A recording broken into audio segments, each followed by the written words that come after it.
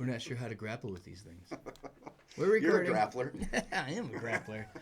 Love a good grapple. So when are we going to wrestle, Luke? You want to wrestle me? No way. Oh, okay. I mean, anytime you want is the answer. The answer is supposed to be never. Okay, I'm okay with that, but you know, I also like a good wrestle every now and then. Did I tell you, my friends in college got me to go to the wrestling room. And they were wrestlers in college. Ooh, yeah. And they were all bigger than me. And you went for a ride. So painful. Yeah. But I did make one good move, which I paid dearly for. Kick somebody in the nuts? I did reversal. Nice. On a 190 guy. Nice. Jim Martin.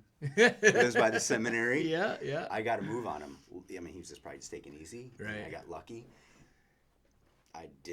That was not fun after that moment. But I had a glory moment, and then he just killed me. So I was a mediocre collegiate wrestler. I was a good high school wrestler, mediocre collegiate wrestler. And there was this one dude in my weight class who was, I think he was a 2-time national champion Division II, and he was going for his third, my freshman year, and he was a senior.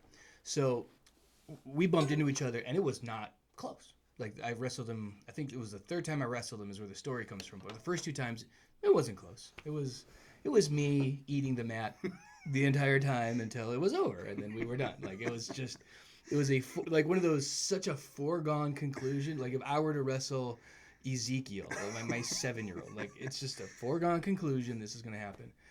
And so it was like, again, same conference, we keep running into each other. And third or fourth time I'm wrestling him, one of his favorite things to do is it's called a Russian, which is you get the guy's arm and you lock it in. It's like an arm bar while you're standing. And he's so strong and he just was manhandling him. He's got really great technique. And there's like a kind of like a bush league move that they teach you when you're like in 5th grade that can work because it's like one of those, it's so old it really shouldn't work anymore on anybody, but because of that they're not expecting it. So it's like the inbound the basketball off the dude's back, you know, like you should know this could happen. You're in the NBA, and every now and then you see somebody and it happens, and it's just funny. So the move is to essentially, instead of trying to fight and work your arm free, you punch through and you do a 360. You spin. So like your arm comes out of the guy's grip because you're spinning around, and then you like blindly drop, change levels, and shoot to where his legs probably are. Again, super bush league. I'm just like, screw it. You know, like I'm losing. It's like in the 3rd period. It's like, it's all done. I hit this move, hit his legs, pop him up, take him down. Only time he's been taken down all year. Ooh. I score a takedown on him. Ooh, I bet you paid dearly. For the remainder of the match, I was bleeding. This dude worked me. He tuned me up. It was But you bad. got it. But you still got that. Oh, and a big ass smile on my face. I like smashed my head against the head, laughing. Like, he was a good sport about it. When I got up, he just shook his head and looked at me like, dude, I can't. There was a guy at BV who did not get taken down his senior year. Mm-hmm. He'd do that to guys all the time. Oh, yeah. Just let them up. Yeah. Grind their face, let them up. That's why I poked the kid's eyeball out. I was doing. You poked the kid eyeball out? I've never told you this story. What? On the Sanctity of Life. Sanctity of Life is what we're talking about. We're talking about destroying each other. Sorry about this, but I can't believe you've never heard this story. I've told it to your kids. I don't remember. I would remember this, wouldn't I? So I broke my nose my freshman year of wrestling.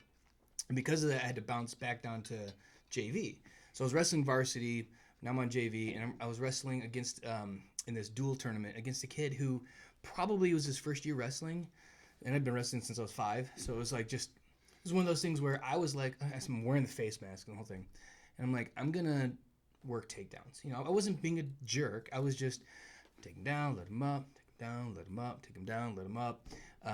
Gets all the way to the 3rd period. I choose both up. And I'm just kind of chilled out, relaxed. This kid just doesn't know what he's doing, and that's just okay.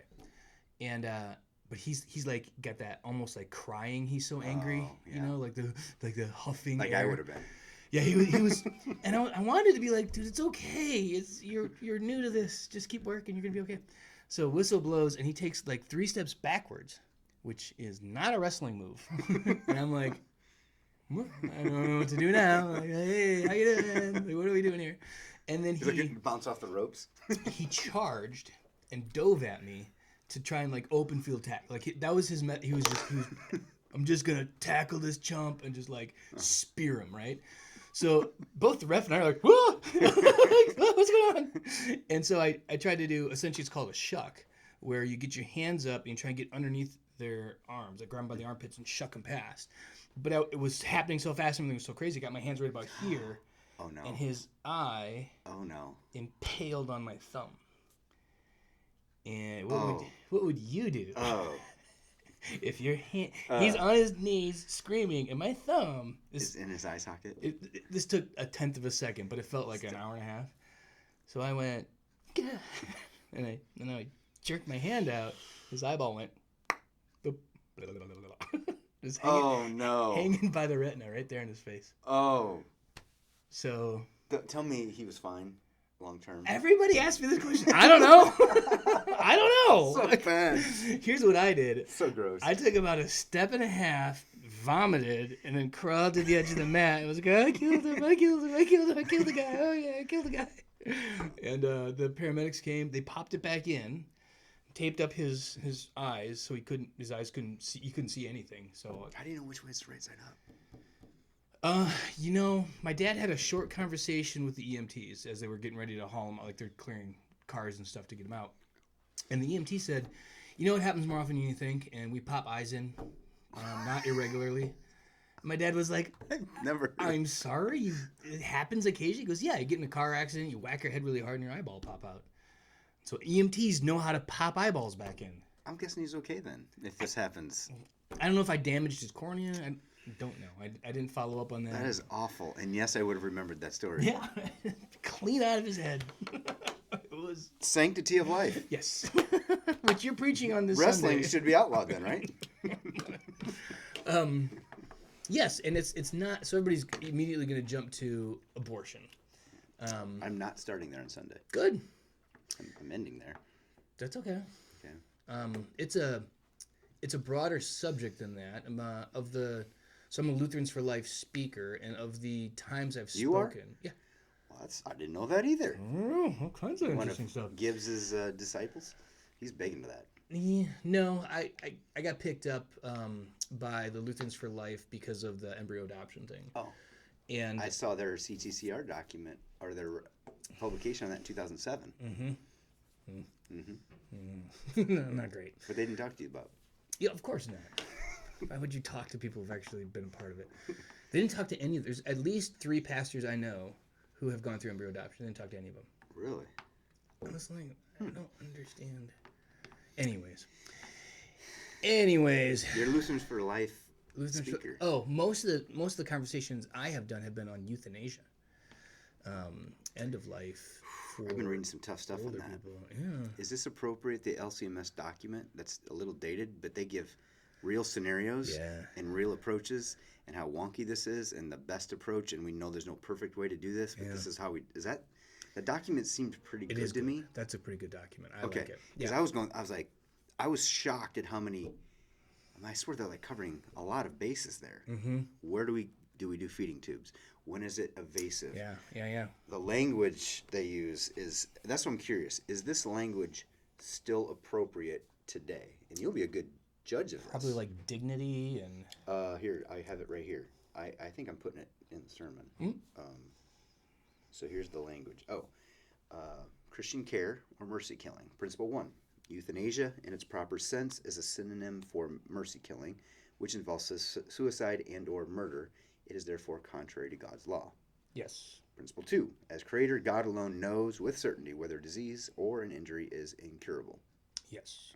Principle 3. When the God-given powers of the body to sustain its own life can no longer function and doctors in their professional judgment conclude that there's no real hope for recovery even with life support instruments, a Christian may in good conscience let nature take its course. Stop care. Yep. And principle 4, administering pain-killing medications, even at the risk of shortening life, is permissible, since it does not entail the choice of death, rather either a means or an end. Yeah.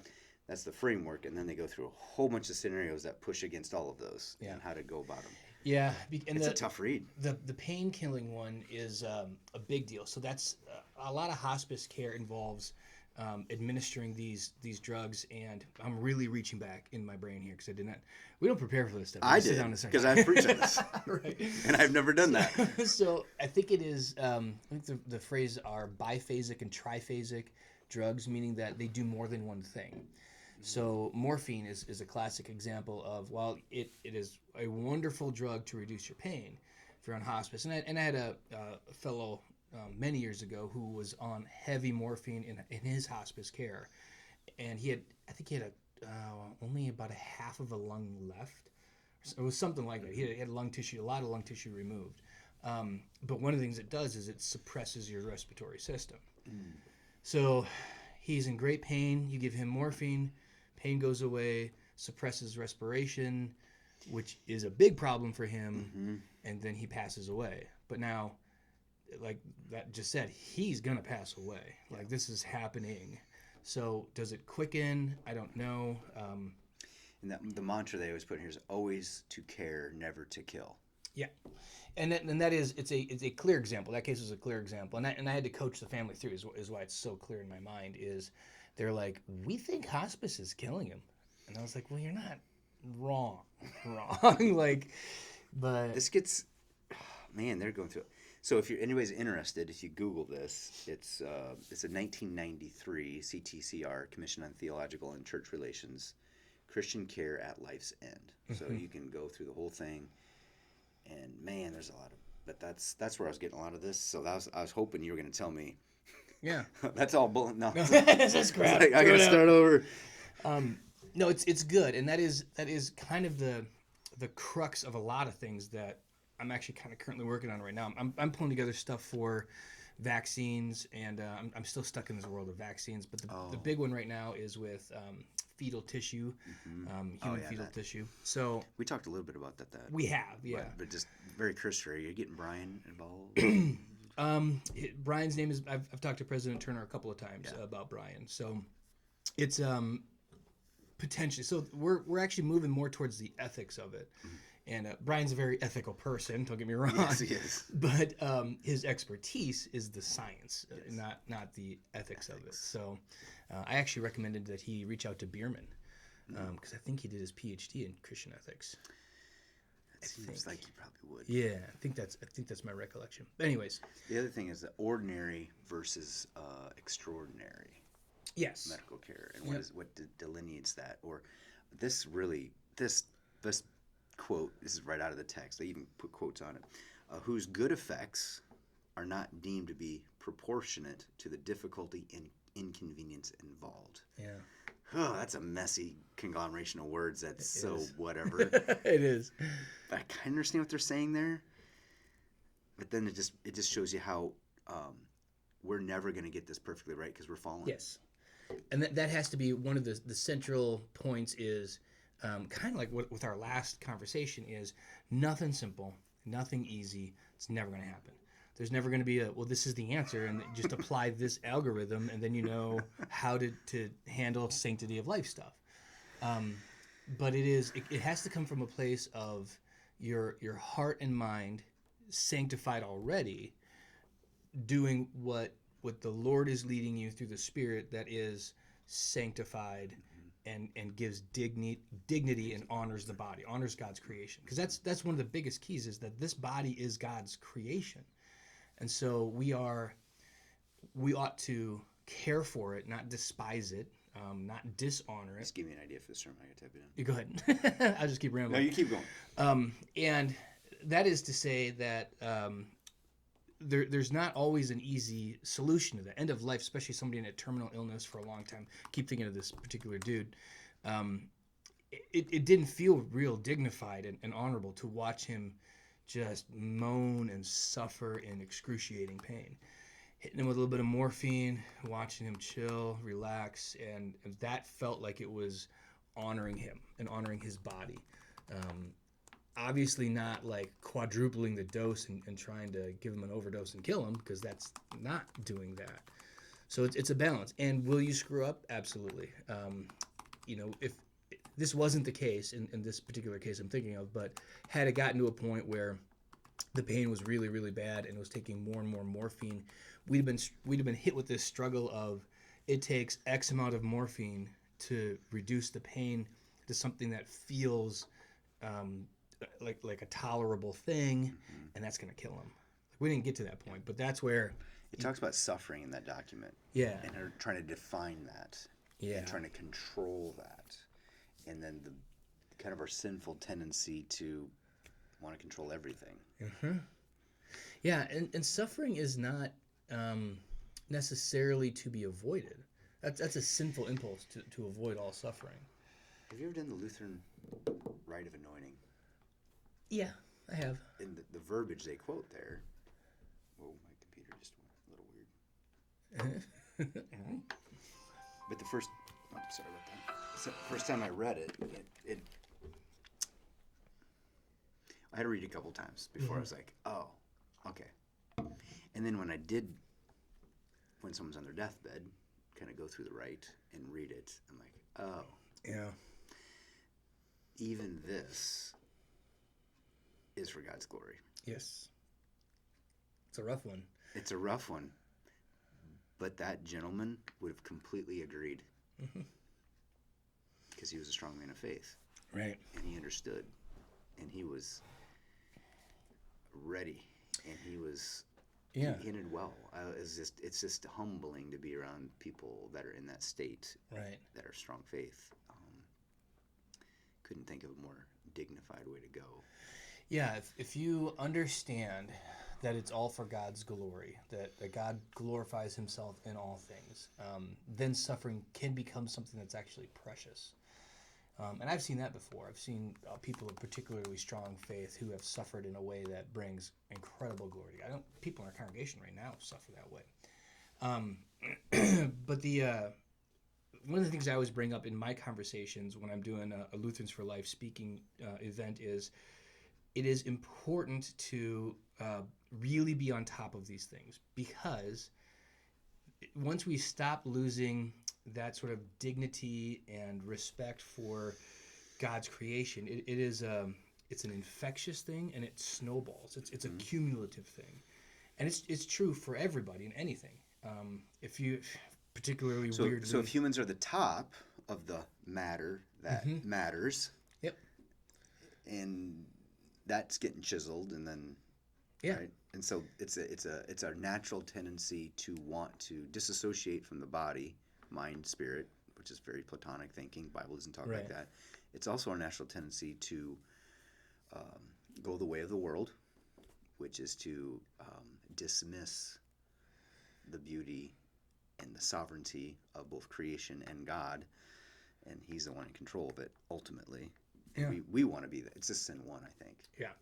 So like a decent analog is, when I am hunting, I recall when I was younger what that was like, to the first time you take a life and how profound it is, and the first time you cut an animal open. And I've also then had the great joy of bringing several people to hunting who've never hunted before and been like, okay, you killed this thing and now we have to cut it open. And just watching that internal struggle where it's not, I mean, it's something. You weren't a farm kid though, right? But you were just a hunter. So I was a farm kid, so it just kind of, and I kind of hunted a little, but my kids don't get it. They've never hunted. They don't grow up on a farm. When I tell them I killed a critter that was doing this thing, they're like, how could you do that? I'm like, because that's just what I do. And so I found myself in my suburban lifestyle getting soft. How's that? Absolutely. And it's and my younger self would look at me now and go, what is wrong with you?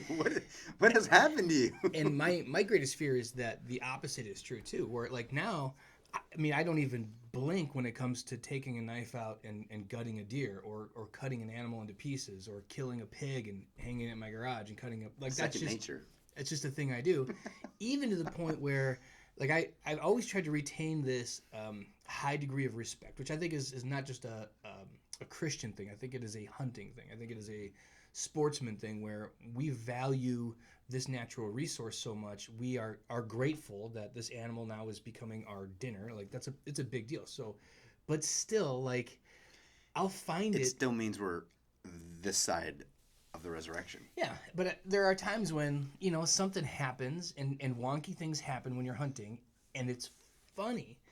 And if you were to like pull back and take like a really objective look at it, you'd be like, what kind of sick and twisted person is laughing?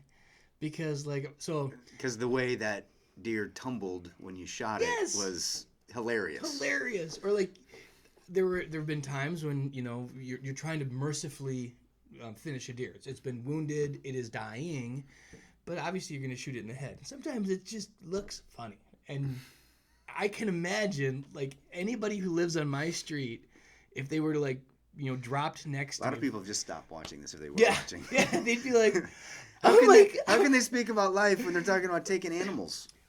Yes, but so this is where I'm very specious. You are a extreme species. I have very strong prejudices that say people and animals are different. But the thinking behind all that is to say you can become calloused if this becomes a regular thing. This is what makes me nervous about abortion. It's what makes me nervous about fetal tissue. Human fetal tissue is something that, yes, it is involved in some way in so much of our medical innovations. There has been more than once back in like 2005, actually I think earlier than that in like 98, and then again in 2015 there were these big scandals that broke where there was basically a black market trafficking human fetal tissue. Planned Parenthood got popped for that in that hidden video. Yeah. Where and there was a company, they actually documented it, where this company was buying aborted babies at about $60 a piece. And then what they would do is process it into different organs, etc., and then sell them out, and they would make around $2,500 to $5,000 per. So like now we've got a freaking market for dead babies, and I can't imagine the callousness that comes behind that, and allowing that to become a part of our culture and society. But they were going to die anyway, Luke. Might as well use their bodies for something, right? That's the... Right. No, they just make that step. I don't disagree with that line of thinking in some regards. But when it leads to this, it is set up a market, and it is actually a black market because doing that is illegal. It is illegal. But there's money. But we can always to be justify made. sin away. Yeah, you can always justify sin away. But there is something. So I don't believe that there's ever been a case where people were paying women to get pregnant, to get abortions, to sell babies, to make money. And that didn't happen. But Like veal calves. yeah, but it can kind of incentivize, This is a abortion, very making abortion super- easy and accessible. Super slippery. It is. I feel good that I'm not getting paid for my plasma. Why? You should totally get paid for I your know. plasma. Like, I don't I know. heard you can't get seats at those places, but anyway. No, but that's different because it's a human essentially byproduct, not a life. And it's informed consent. Yes. And no fetuses. That whole informed consent thing is... Uh-huh. Wow, I almost want to go get a life directive thing after reading that document. Mm-hmm. Because if you're unconscious, then it's up to people who know you, which I trust them. But then what if somebody doesn't agree with them, and then all of a sudden it gets all wonky, and you can't say, you can't advocate, and then you're in a weird, ugly spot. Yeah, informed consent's a big deal, and no fetus has ever been informed and consented. I did have this in being my notes to aborted. ask you. You Okay. have I am pro-choice shirt. And it says, Explain. it says, "My body, my choice." My body, my choice. That's what it says. Okay. Could not agree more with that sentiment. I think every person with a body should be able to make the choice whether they live or not. And I think we should allow fetuses to answer that question. It's going to take them about 15 years until but- they can give informed But consent. we should not withhold them the opportunity from making that decision whether they live or die. Right. I agree that everybody with And a you body. were at the state capitol did. and engaged people in that conversation. Great conversations. I engage people in conversations, or I engage people at getting yelled at by them. That's how I engaged. Which one do you do with your wife? Both of those? What? With your wife? Do you engage her in conversation and then getting yelled at, or is it just my wife never yells at me. She should. She should. No, she's just not a yeller. Like neither one of us yell at each other. I don't yell a lot at anybody. Yeah, I know. Even when I was getting yelled at by those pro-choice people, You were pretty calm. Yeah. Yeah, I'm just I like, can see okay, that. explain to me how the baby isn't a baby. Well, you were baiting them in, thinking you were on their side, Yeah. and then they found out you were on the other side, which then probably Pissed people off. Yeah, Yeah. that pissed. And anytime you highlight a flaw in somebody's logic and essentially saying your flaw in your logic is a convenience for what you want to exist, what you want the resolution to be anyways. You want the resolution to be we can abort babies, and you use as part of that my body, my choice. And then when you see the conflict in this logic, you just want to dismiss it by yelling at me. So that's all that really is. Well, that usually, name calling and yelling is the last straw if you don't really have an argument.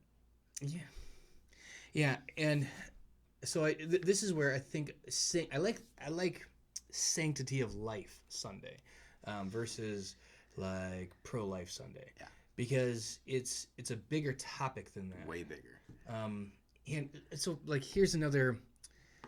So are we going? See, I like this. We're kind of going end of life. Now we're working. Yeah.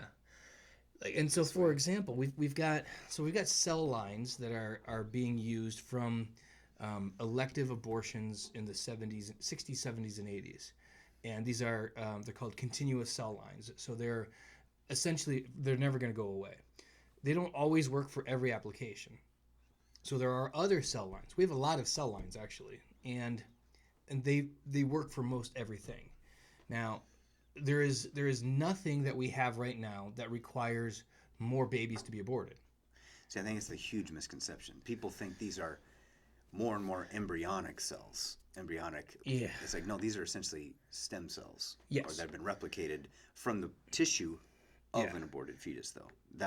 What they call that tissue is primary tissue. It actually reminds me a lot of like primary sources. So getting back to Greek and Hebrew, which you're studying Greek, the autograph is the primary source. We don't have any of those. We have copies of copies of copies of copies. So there is no fetal tissue being used in any current medicine, but there are lines that went back to that primary piece of tissue.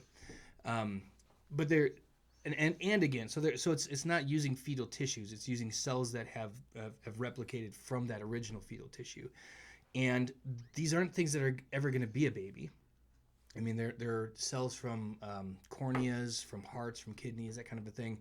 So even if you kept them in a petri dish, it's not like one day you could implant this into a womb and they would become a baby. These aren't no potential to be life.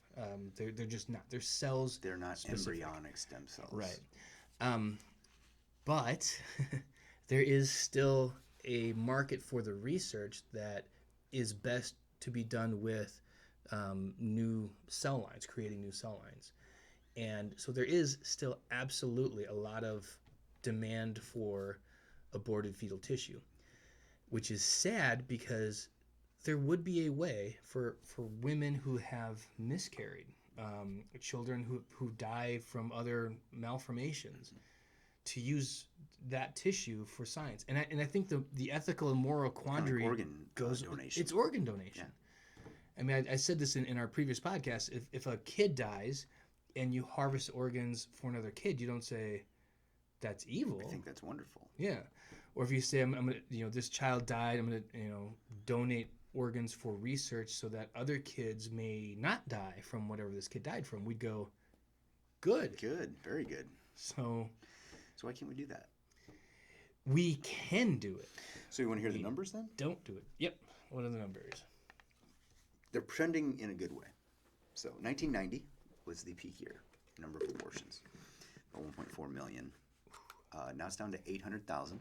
In the U.S.? In the U.S. Okay. So we have about 4 million live births. So there's about 1 in 6, essentially, conceptions and an abortion. So that's about a 16-17% death rate. I'm a stat guy, so I actually went to the CDC site to see when does the death rate of living from 1 year to the next equal 17%, it's age 91. Ooh. So a newborn, essentially a baby in the womb in America has the same death rate as a 91-year-old in America. Wow. Which is a lot higher than the death rate due to coronavirus. Yeah, absolutely.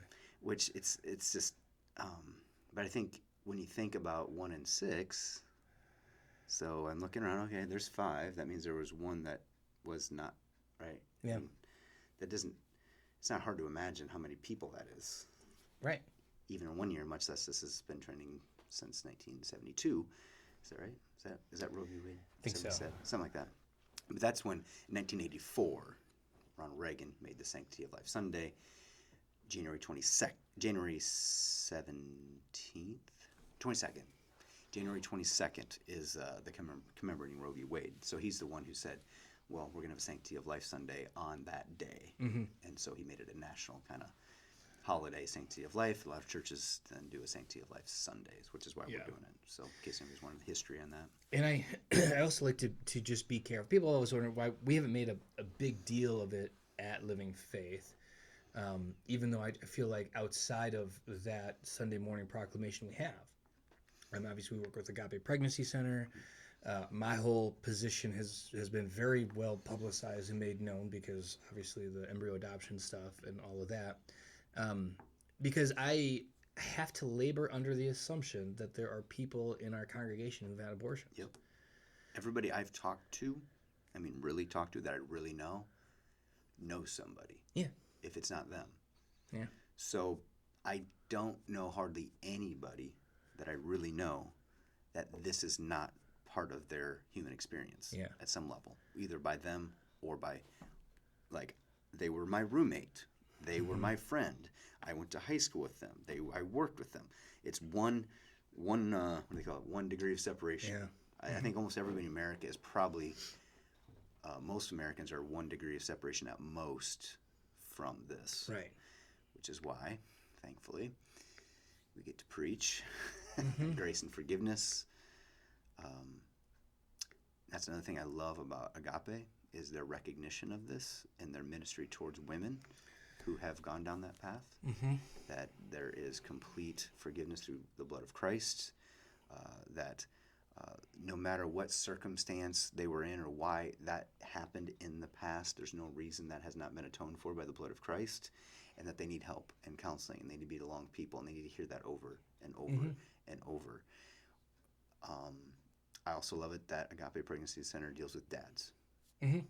It's not just a female issue. There's dads involved here too. I equip them to be fathers. So I like the whole human development aspect of that ministry, the love and the care that they show to all people, the gospel that they share, the praying, and then we'll be showing a video in service of a woman from Ankeny that made a decision like 20 years ago because of Agape. And I can't just, I went and visited Agape last month, and I can't tell you how hard those people just, I'd say, love on people, and they actually mourn. Oh, I bet. Like when they know it's not going to be, they're not going to be batting 1,000. Yeah. You know, but they want to. I'm just trying to think if I went to work every day, and my job was to help show love of Christ and show them a picture of their baby and show them options, and then no matter what decision they go down, to know that they are loved by Christ and that they're loved by those people there, and that they're there for them and will equip them with whatever situation they go into. They're doing a lot of hard work, which is why I think it's great that our church supports that ministry and that we're going to partner with them even more. Yep. So anyway, that's my commercial for Agape. Commercial for Agape. And one of the reasons why I always kind of hesitate to go down is I don't want anyone to think that necessarily I believe that somebody having an abortion or being a part of that is a perpetrator.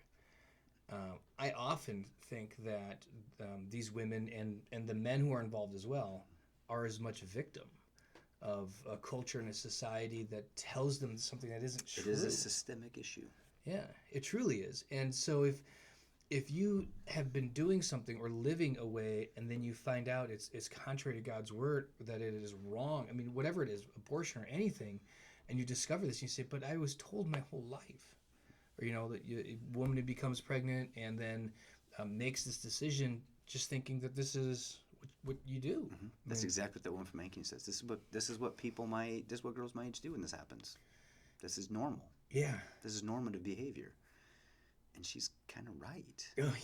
Yeah, unfortunately. And that's why I say I don't want to like turn it on a Sunday to be like, actually, it turns out you're wrong and you did an evil thing and you as much as I'm so sorry. If I do that, Luke, you just tackle me, punch me, put that one move on me. Yeah, it's just like I really believe that there's a lot of women out there who are victims.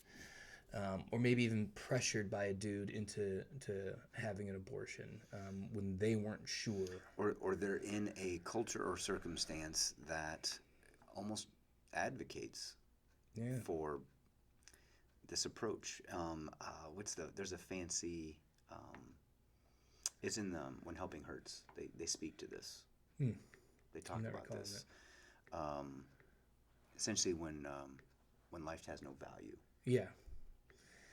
Yeah. No life, doesn't matter what stage. Life is just of little to no value. Right. And we see this, and historically we see it, and we see it in our own country, and there's certain segments where that's more prevalent than others. But that's kind of this human story. Yeah. And I think some people forget also that when Jesus was on earth, it was way worse. Way worse. Way worse. Like the normative behavior during Jesus' time was the Greek ethic. And the Greek ethic said you are allowed to kill your born child if it's a female or disformed. If it's male, not so good. Right. But if it was a female or had any abnormalities, cistern it goes. Mm-hmm. And they find cisterns full of these baby bones. Okay, so that there was actually a huge problem of almost nobody's getting married during the Roman Empire, because why would I burden myself with all of that when I can just go down to the priestess take care of me, and that kid, whatever, and I don't get tied down, I'm not financially restrained. And the Roman government had to incentivize marriage because there's so many unwed mothers or babies being killed. And so I know, as awful as it is awful and how bad it is now, it can be way worse, and it has been way worse. And when Jesus was on earth, it was way worse. Yeah. I think Christians are maybe need to hear more things like that, to say that we're winning the war on this sort of thing. You just got to remember the war has been going on for 6,000 years. It's been going on forever. So, and here's the other thing I think people aren't aware of that Agape made me aware of. I think people might be interested in this. So especially since the pandemic, it's really amplified. They are trying to get away from brick and mortar. Yeah. So Planned Parenthood really likes telemedicine, and what they want is a dated ultrasound so they can establish the age of the baby. And if it's in that first trimester, they will mail you some drugs to have an abortion at home. And that's becoming more the normative practice, which is interesting, and this is the way it always is in direct opposite of like what Agape is doing. We're trying to be relational, incarnational, have you deal with this human that's in the womb and the human that's there in front of them, and not just sending them on their way. It's trying to bring them in, help them, encourage them, nurture them. It's light and dark.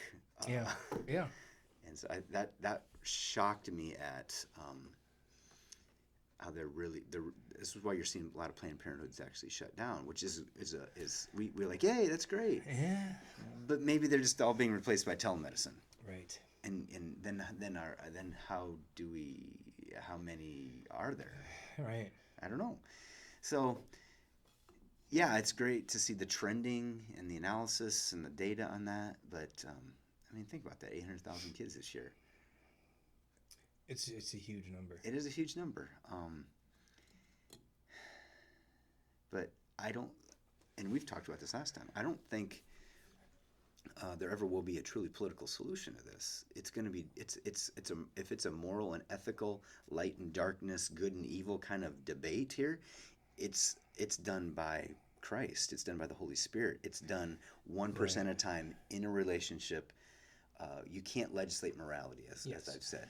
I've long said the solution won't be a law. There's no legislation. There's no overturning Roe v. Wade that will make people feel as though this child in the womb has value. Because if you don't want it, you don't want it. It doesn't have value. So to make that jump to say, well, it's not a person yet, and I can just kill it. However you need to make that logical leap, you're just going to do it because you don't value. It's more about, in our culture, trying to find a way to increase people's understanding of human life has value. And because God said so. And it, I know, and it. That's always the answer. It's interesting because it's kind of in our culture, like if so. But I don't care where you're at. In general, people are realizing, oh, that is a life. This is really what agape does. This shows them a picture. Yeah. Hey, there, look at, there's your child, and so here's congratulations, and this is a wonderful, and it comes from God. This is a gift from God. This life comes from God. He dictates when the beginning and the end, and it's a miracle. It's wonderful. So I mean, it's when we think about the value of life. If there's a kid who gets snatched, and I mean, the community will rally. Oh man. And what is they should. Yeah, right. So, and what is the total amount of resource that is there a cap? There's generally not a cap. I mean, the police department are not going to be like, well, we've spent $30,000 on this investigation. It's really all we can do. No, it's going to keep going, and there will be more and more resources added, and until there's a. I still remember Johnny Gosh. I don't know Johnny Gosh. You don't know the story of Johnny Gosh? No. 12-year-old delivering papers here in Des Moines. He's the one who changed, like, kids get snatched. Really? That was back in the early 80s, late 70s. That changed the culture of Iowa. Interesting. It made Des Moines like, we're a big town now. Where did Johnny Gosh go? Don't know. Never found him? I don't think so, no. Yeah. See, and so, like, we get to... That is a generational... Like, my generation here in Iowa, yeah. If you say that, they all know what you're talking about. So we can say there's obviously value to that life. If we're going to expend the resources to search for Johnny, we're going to expend the resources to search... So that he must have value. He must have... Even today, if there was hope, it would... Oh, yeah. It would happen. Or there's some dude trapped on top of a mountain. Yeah, they spend a ton of money to go get him. That happened at Peak Challenge. Did it really? A guy got dehydrated and couldn't get down. From your team? From your group? They had a helicopter him down. I heard that was $4,000. Oh, he's lucky for his $4,000. I don't know. Maybe it was more, but it happened. Uh-huh. He got down. Yeah. You're going to get down. You're going to get there's going to be... Nobody goes, well, you know what, $4,000. Just leave him. He's fine. It's good. Like, I'm sure his wife wasn't like, I'm pretty cheap. Maybe I'd say just leave him. Right. My wife might be like, $4,000. Kidding me? He's worth a lot more to me dead than he is alive. Yeah. So we can see there is value. It is really just trying to say, what is life?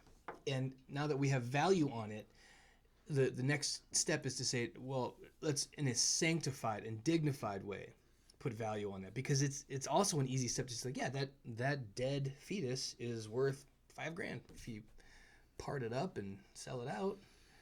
Like that's gross. That's not the value for life that brings dignity, because now it's not different from selling living humans. Why is that gross? Why do we look at that and say that's gross and not dignified? Why?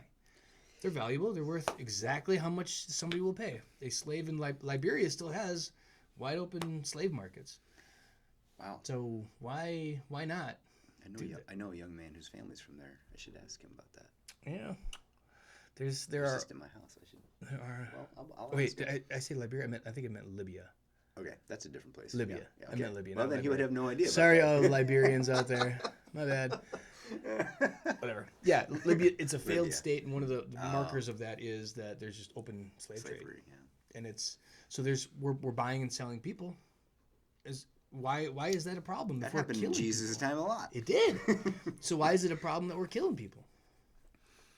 And why can't I kill this person if I own him? If I buy a slave, my slave, I can do what I want, right? We don't want. Humans are bad, aren't they? We don't. We have to work hard to keep that sort of a mindset, that ethos. That's where my concern always is the ethos of a culture that is more and more comfortable with the killing of people, more and more comfortable with discarding unborn life. It's a small step to discarding newly born life. Well, we see this in Europe. There's laws on the books. Your child has some kind of physical or mental disability under the age of certain. Mom and dad have the right to euthanize. Terminate. Yeah, so that's things that we've seen happen in Europe, and I think they actually passed in a couple places, like Belgium and. We don't want a culture that is that comfortable with death. We just don't. So it's more than about the right to choose. It's more than about even the 800,000 that died. And as significant as that is, we can't get comfortable with things that devalue and dehumanize, because that is exactly what leads to genocide. It's what leads to civil war. When you can see the other person is not really a person. If I can see this thing with 10 fingers, 10 toes, and eyes, and it moves in the womb, and I go, but that's not a person. I can get more and more comfortable looking at that guy over there. Yeah, he's got 10 fingers, 10 toes, and eyes, but he's different color, so he's not really the same as me. Dehumanized, yeah. I can kill that guy. You're such a speciesist. I am a speciesist. I was called a speciesist once on a podcast because I was like, yeah, people are not animals, and animals are not people. They're not. I think I have Genesis 8. Yeah, I think that's. I did go down that path a little bit here right at the beginning. Genesis 1. Yeah, it said he's the one who commanded us to be fruitful and multiply and fill the earth and subdue it and have dominion over the fish of the sea and over the birds of the heavens and over everything that moves on the earth. We're co-stewards of creation, and there's a distinction there. And the Imago Dei, the image of God that we bear, that the rest of creation doesn't. Not that we can know our Creator. It's a relationship thing. Yeah. And it's. What else? Sanctity of Life stuff. I don't know. That's. Is that it? Life is important. Sunday's gonna be rough. I only get 15 minutes. That'll be good. I can good. suck it up for 15 minutes. All right. There you go. Sanctity of Life stuff. Thank you for talking about it, Luke. Yeah, no problem. See you guys later.